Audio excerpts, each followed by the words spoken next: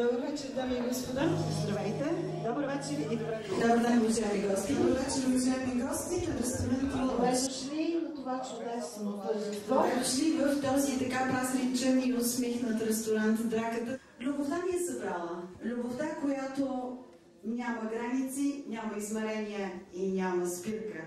Любовта между двама чудесни, млади, влюбени. Само че, за да ги има тях, ги има тяхните родители. Аз искам ето тук да помоля при мен, под вашите аплодисменти, да дойдат родителите на тези чаровни наши младоженци. Това са хората, които имат особена вина днес да имаме щастливите Станимира и Тихомир. А вие аплодирайте тези прекрасни хора, които са създали прекрасни деца. Заповядайте за мен на танците. Заповядайте. Няма нищо по-силно и по-красиво от това да ни събере любовта. И аз съм много щастлива, че всички заедно можем тук да посрещнем тези чудесни, млади и влюбени хора, които днес си казаха да. Те отдавна са си го казали, но днес категорично го потвърдиха. Нека посрещнем усмихнатите, чаровни, толкова дълго влюбени един в друг, Борислава и Илиян. Станимира и Тихомир, заповядайте при нас. Нека да посрещнем любовта на Цветина и Валентин.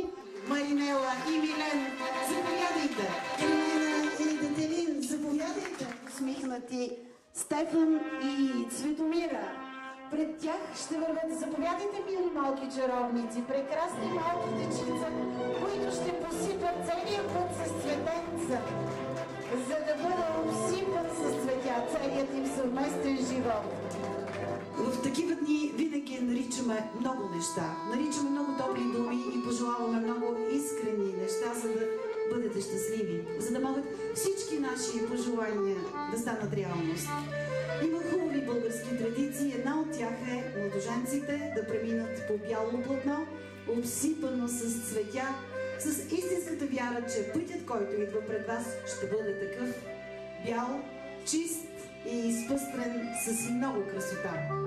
Символично сме направили 3 огромни порти, които вие трябва да преодолеете и искаме да ви наричам. Да направим крачка пред първия цвят. Под първия цвят, който е белия, цветът на чистотата, цветът на искренността, на силните, смели и усмихнати души. Заедно, ръка в ръка. Да преминете заедно и под зелената порта. Зеленото се свързва с новия живот, с силата, с здравето. Нека бъдете здрави, нека бъдете силни, да гледате прекрасни, усмихнати и добри деца. Да направим крачки заедно и под червения портал. Цветът на кръвта, на виното, цветът на силата и на любовта. И сега ви каня да преминете по този бял път, обсипан с цветя, с пожелание така бял, така красив, така усмихнат да бъде пътят, който предстои пред вас. Аз съм много щастлива, че в този ден мога да честитя на кумовете. Честито, уважаеми кумове, да си кум е много отговорна задача. Поздравления за кумовете! Надявам се всички помнят, че пред кум вода се не гази и на кум дума се не кърши. Нека така да бъде, каквото каже кумът. Слушайте го, мъдри съвети дава, а кумата винаги помага. Има и много важни специални гости тук на вашето сватбено тържество. Това са вашите родители и за мен е много приятно, че могат да се обърна и към вас. Много са изпитанията, които са минали през дните ви. Много са радостите, много са вълшебствата, много са болките. Днес изпитвате една невероятна болка, щастлива болка. Наистина, така знам. И ми се иска да ви пожелая много да сте здрави, да сте силни, да имате дълъг живот, за да преживеете с усмивка всички радости, които ще дадат тези прекрасни ваши деца. Сигурна съм, че в съзнанието ви се върти като на лента животът ви до днес. Сякаш скоро беше вашата сватба. Сякаш съвсем скоро беше първият плач на вашите деца на тази земя. Спомняте си, като ги поехте в ръце. Сигурна съм, че си спомняте с огромна радост и усмивка първите стъпки. Държахте ръцете, после или помагате слагахте за оберените колене, после се радвахте с техните любови, с техните радости, с техните трепети. Ето, че сега имате една прекрасна радост. Щастието в очите на вашите деца. Щастието да видите две влюбени сърца, които днес си казаха да и ще взимат пример от вас. Да ги подкрепяте, да им предадете цялата си любов и всичко това, което могат да носят само родителите. Мъдрост, търпение, толерантност. Има много хубави български традиции, защото днес все пак е сватба. И ще започнем от първата. Аз днес видях, че свекървата е много бъркава, много сръчна, вид превид кравай е омесила и сега ще се храни младото семейство с първа хапка от кравай пита хляб, замесена и потопена в златен мед. Заповядайте. Българинът отдавна уважава и почита много хляба. Казва, че никой не е по-висок от хляба. И хляб се прави с чисто сърце и открито сърце. Сега, за да не ви е толкова сериозно, за да стане усмихнато, издавам една тайна. Аз съм близко и наблюдавам какво се случва. Първо даде на Станимира, но на Тихомир даде по-голямата хапка. Искам да ви кажа нещо много приятно, което се случи тази сутрин. Видяхте, че в църквата имаше два бели гълъба, но моя беше отговорността да ги пазя тази нощ. И когато сутринта отворих кашона, бях много изненадана, като видях, че гълъбите си имаха снесено тази сутрин яйчице. Гълъбарят, който ги осигури, каза, че това е страхотна поличба. Това означава много късмет, много усмивки, много щастие, много берекет. Аплодирайте този късмет на нашите младоженци. Сега искам да поканя и свекерът да дойде тук при нас и да се справи с отварянето на пенливото шампанско, защото какво е един празник без пенливото вино?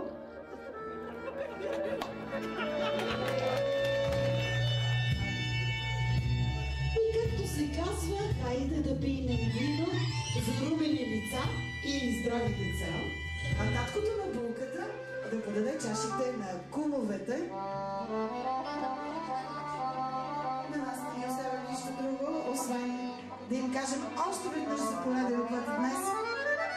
На здраве, приятели! На здраве! Звънна чаши да чуем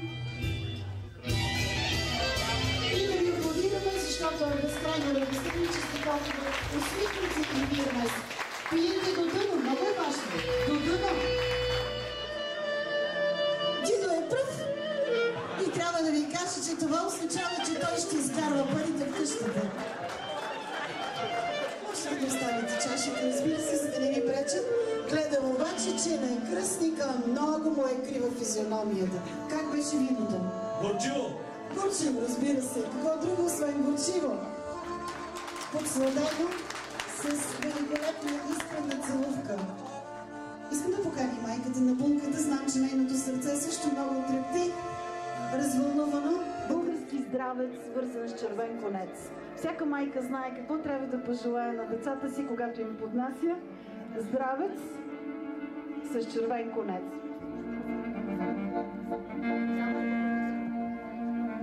Сигурна съм, че в сърцето си всяка майка тъй много радост, много обич и много усмивка и пожелава само хубави неща.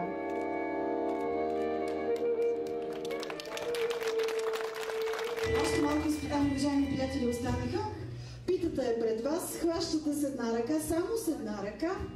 Вдигате нагоре и дърпате да видим кой ще откъсне по-голямото парче и кой ще командва. Това е положението.